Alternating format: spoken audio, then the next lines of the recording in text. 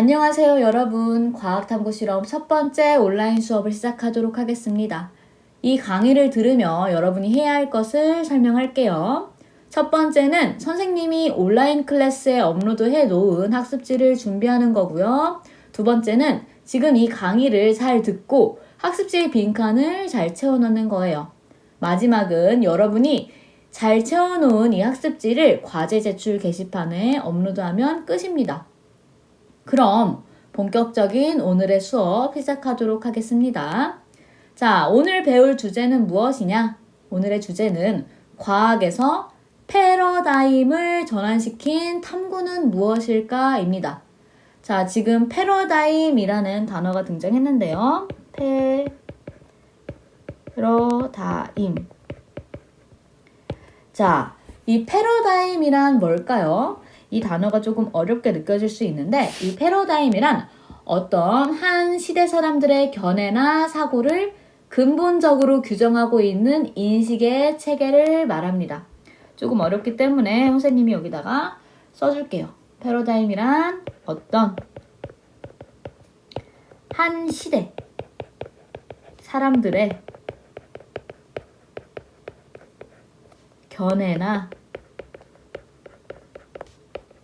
사고를 근본적으로 규정하고 있는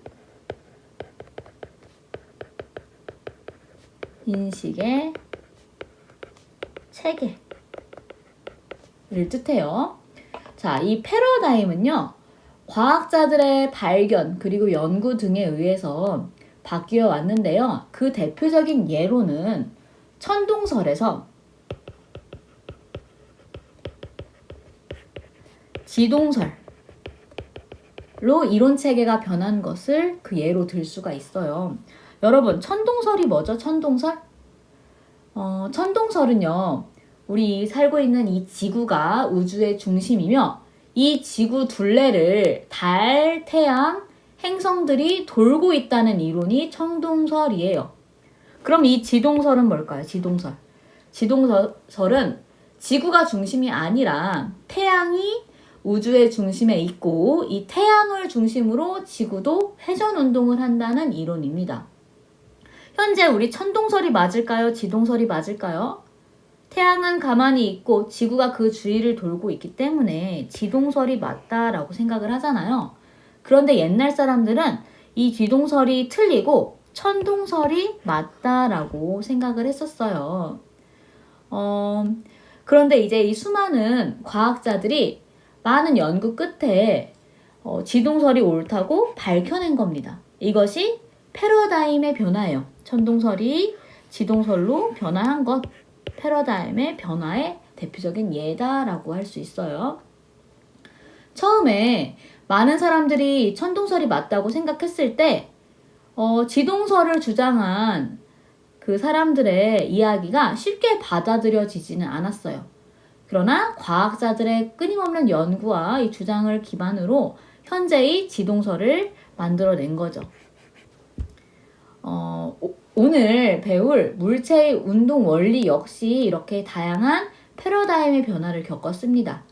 이번 시간에 우리는 물체의 운동 원리를 어떻게 과학자들이 밝혀냈는지 또 그 패러다임의 변화 과정은 어떠했는지 살펴보도록 하겠습니다.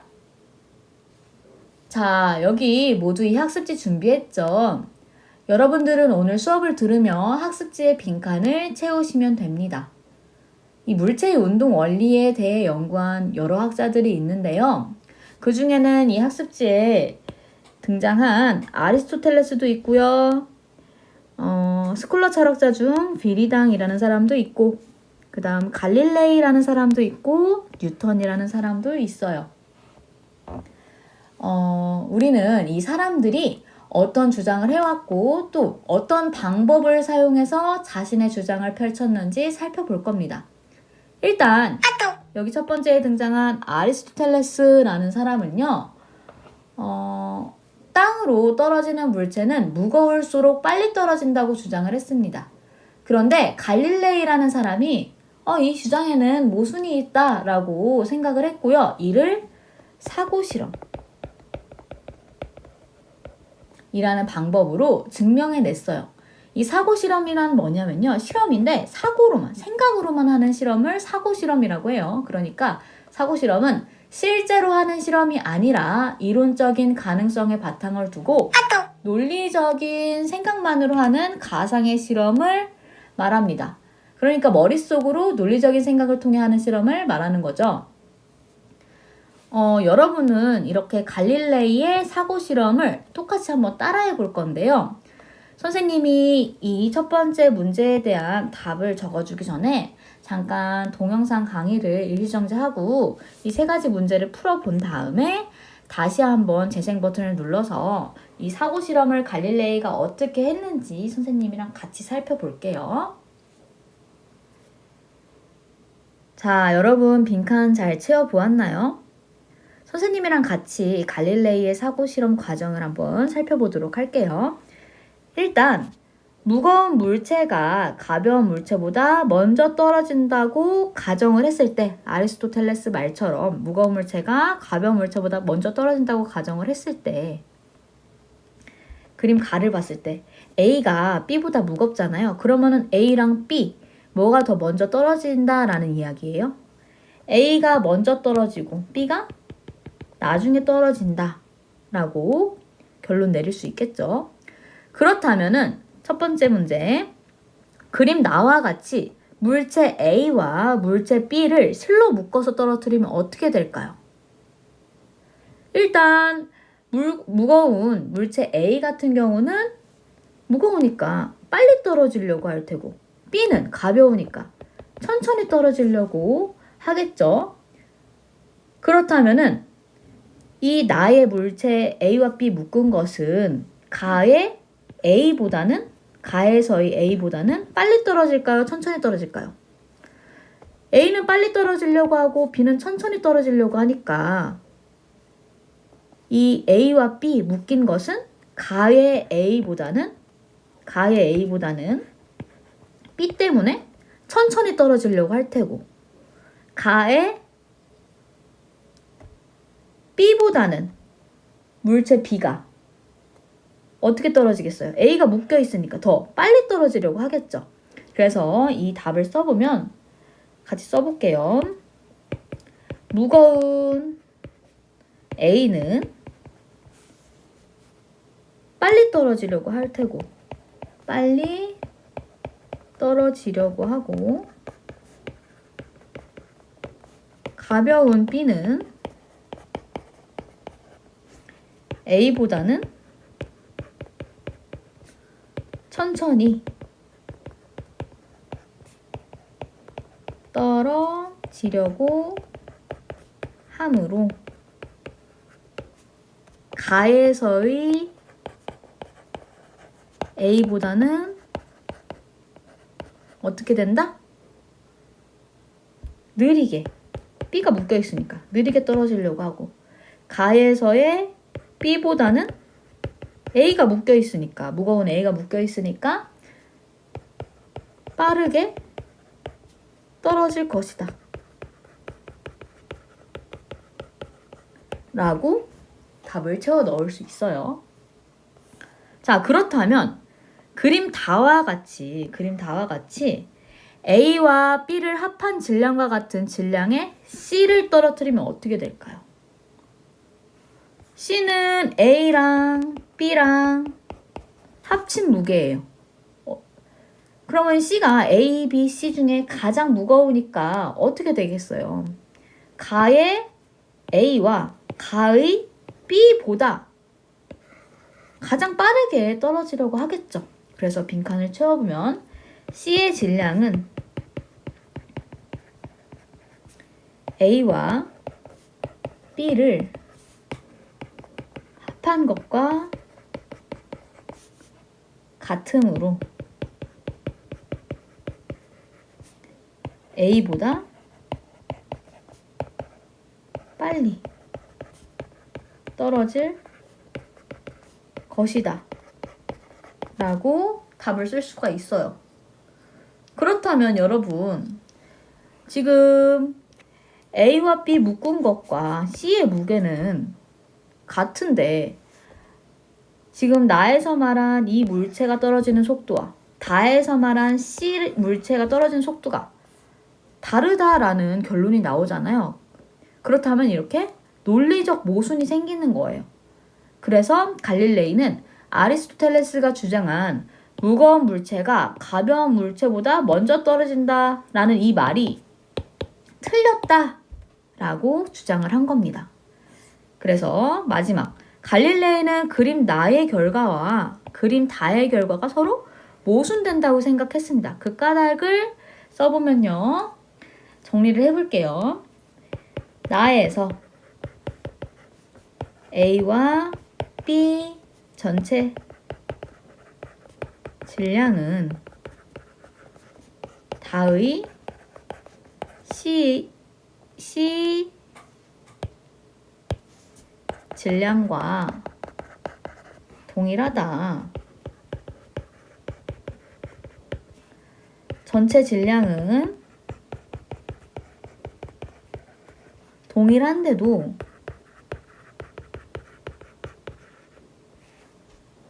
우리가 결론 여기 위에서 두 가지에서 내렸듯이 다의 경우가 나의 경우보다 먼저 떨어진다는 모순에 도달하였다. 이것은 전제가 되었던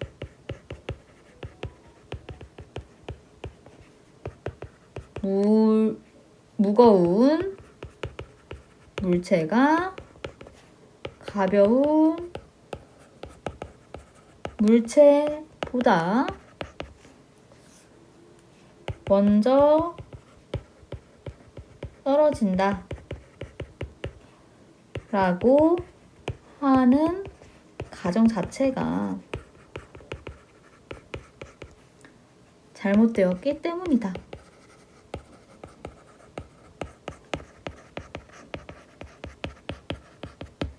라고 빈칸을 채우시면 되죠. 그래서 이렇게 갈릴레이의 사고실험 과정을 우리가 쭉 살펴봤습니다. 이해가 가나요? 자, 그 다음에 이제 두 번째 문제를 살펴볼게요. 아리스토텔레스 이후 사람들은 물체가 계속 운동하기 위해서는 외적인 요인이 계속 필요하다고 생각을 했대요. 아리스토텔레스 이후의 사람들은 물체가 계속 운동하려면 외적인 요인이 필요해 라고 생각을 했대요. 그게 이제 임페투스설인데요. 14세기의 스콜러 철학자 비리당은 임페투스가 운동의 원인이라고 설명을 했대요. 즉, 돌멩이를 던지면 던진 사람으로부터 돌멩이에 전달된 임페투스가 돌멩이를 앞으로 날아가게 한다고 주장을 하였대요. 그렇다면 수평면에서 굴린 공이 수평면에서 공을 이렇게 굴렸어요. 굴린 공이 정지하는 까닭을 임페투스설로 설명해 볼까요? 수평면에서 물체를 굴렸어. 그런데 나중에 이게 정지하잖아요. 근데 이거를 임페투스설로 설명을 해보자면 이렇게 설명할 수 있어요.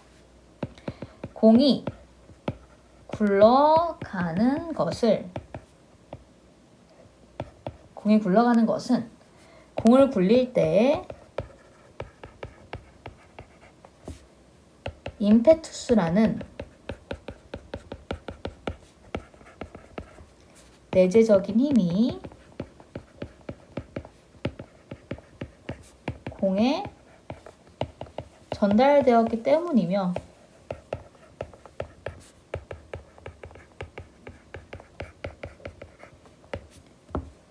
공이 굴러가는 동안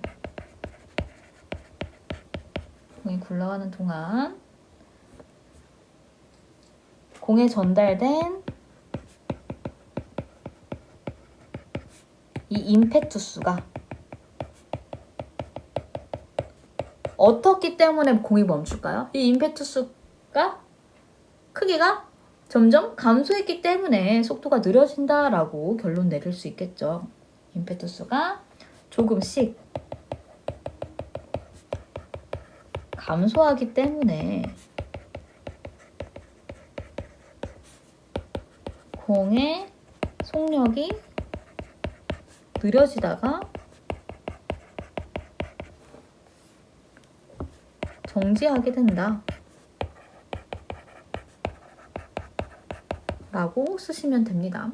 근데 실제로 공이 느려지다가 정지하는 것은 이 임페투스가 작아지기 때문에 그런 게 아니고 이 공과 지면 사이의 마찰력 때문에 이제 공의 속도가 느려지다가 정지하는 거잖아요. 근데 예전에는 이렇게 생각을 했었대요. 자, 그 다음에 세 번째입니다. 실제로 우리 주변에서 물체가 운동할 때는 항상 마찰력이 작용하므로, 지금 방금 말한 마찰력이 작용하므로 갈릴레이는 마찰이 없는 수평면에서 공을 굴리는 사고 실험, 이것도 역시 머릿속으로 실험을 한 거야.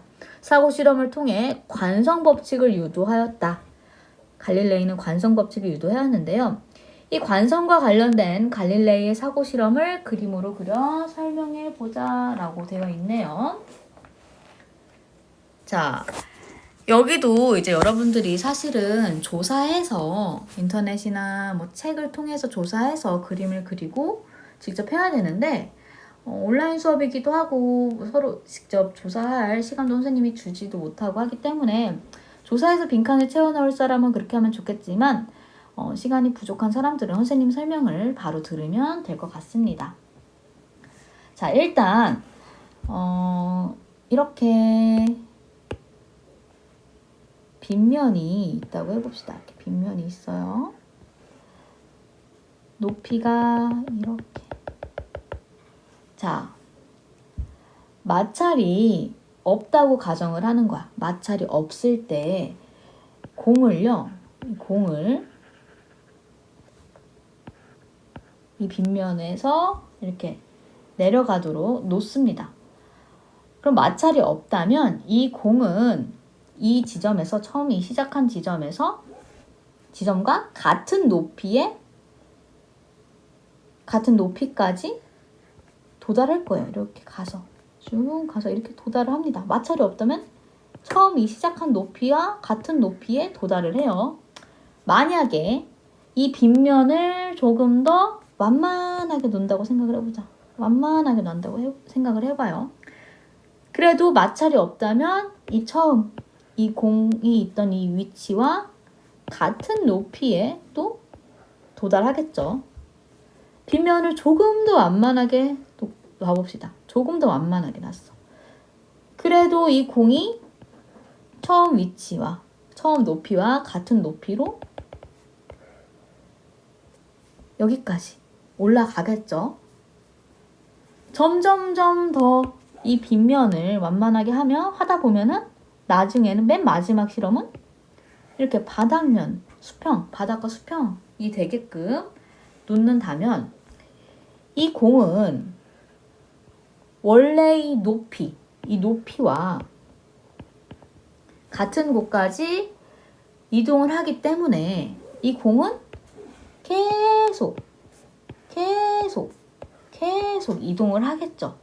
그럼 이 공은 어떻게 운동한다?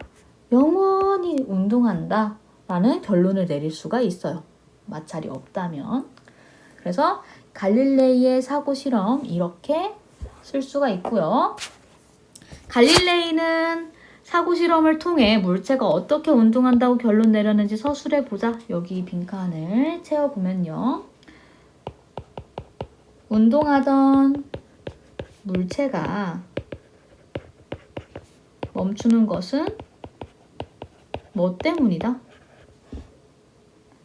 마찰력 때문이다. 아까 말한 임페투스가 점점 감소해서가 아니고 뭐 때문이다? 마찰력 때문이다. 마찰력이 작용하기 때문이며 만약에 마찰력이 작용하지 않는다면 마찰력이 작용하지 않는다면 물체는 계속 영원히 이동한다고 했어요. 같은 속도로. 그러니까 등속, 같은 속도, 등속, 직진으로 쭉 운동하는 거, 직선 운동을 할 것이다 라고 갈릴레이는 사고 실험을 통해서 결론 내렸습니다. 이게 실제로 이렇게 일어나지 않는 현상이라서 머릿속으로만 생각을 해야 되기 때문에 좀 이해가 잘 안 가고 어렵게 느껴질 수가 있어요. 그렇지만 이런 사고 실험을 통해 갈릴레이가 물체 운동 원리를 밝혀냈다라는 겁니다. 자, 그 다음에 마지막이에요. 4번. 뉴턴의 가장 큰 업적 중 하나는 만유인력이라는 힘을 도입하여 지구상의 물체의 운동뿐만 아니라 행성의 운동, 달의 조석 현상까지 설명한 것이다. 산꼭대기가 지구 대기권 밖에 놓인 높은 산을 상상하고, 지구를 한번 그려볼게요. 지구를 그렸어요. 자, 지구가 있고요. 산 꼭대기가 지구 대기권 밖에 놓인 높은 산. 산이 있고 산이 엄청 높아. 지구 대기권 밖에 있는 높은 산에서 꼭대기에 올라가서 대포를 쏜다고 가정을 합니다. 이렇게 대포를 쐈어요. 대포를 쐈어. 가정한 후 이 포탄의 속력에 따라 포탄이 어떤 운동을 할지 오른쪽 그림에 나타내보자 라고 되어 있네요. 자, 지구 주위를 돌고 있는 인공위성의 원리를 뉴턴의 사고 실험을 적용하여 설명해보자. 이 뉴턴도 사고 실험을 했어요. 사고 실험이 또 등장했네. 자, 여러분, 포탄을 약하게 쐈을 때 생각을 해봅시다. 이 포탄을 약하게 쐈을 때 지구가 잡아당기는 힘이 뭐죠? 중력이죠. 약하게 쐈을 때 조금 가겠지만, 앞으로 가겠지만 중력 때문에 곧 어떻게 될까요? 밑으로 떨어지겠죠. 자, 이것보다 조금 더 세게 포탄을 쐈다고 해봅시다. 그러면 이것보다는 조금 더 멀리 가겠지만 이것도 역시 지구가 잡아당기는 힘 때문에 결국엔 떨어지겠죠. 그죠? 이거보다 조금 더 세게 쐈을 때 어떻게 될까요? 조금 더 멀리 가지만 떨어집니다. 더 세게 쐈을 때 더 멀리 가지만 떨어져요. 더 세게 쐈을 때는 더 멀리 가지만 떨어지고, 더 세게 쐈을 때는 결국 이 지구가 여기서 쐈잖아요. 반대편까지 가서 계속 떨어지겠죠. 근데 이것보다 더 세게 쐈을 때는 어떨까요? 더 세게 쐈을 때는 지구 이 반대편을 넘어서 계속 가다 보면은 영원히 바닥에 닿지가 않겠죠. 그죠? 이 이유가 뭐겠어요? 이 포탄이 밑으로 이렇게 떨어지려는 이 정도에 비해서 지구가 더 빨리 휘어지니까, 밑으로 떨어지려는 이거에 비해서 지구가 더 빨리 휘어지니까 계속 영원히 이 포탄이 돌게 되는 겁니다. 그죠? 이것이 바로 인공위성의 원리예요. 그래서 이거를 정리해 보면요. 간단하게 정리할 수 있으면 좋은데, 이 포탄이 가다가 중력 때문에 떨어지고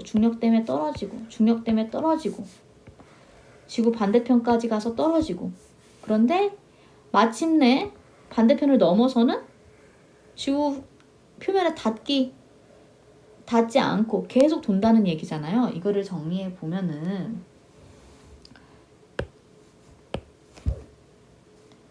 포탄이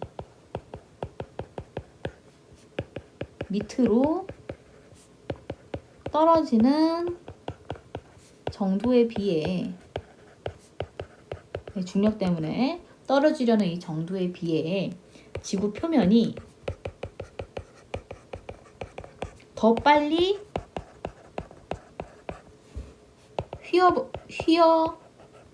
휘어버린다. 이 때문에 이 포탄은 지구를 향해 떨어지고는 있지만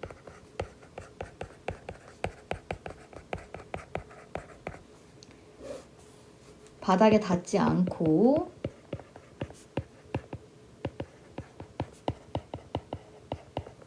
지구 주위를 계속 돌 수 있으며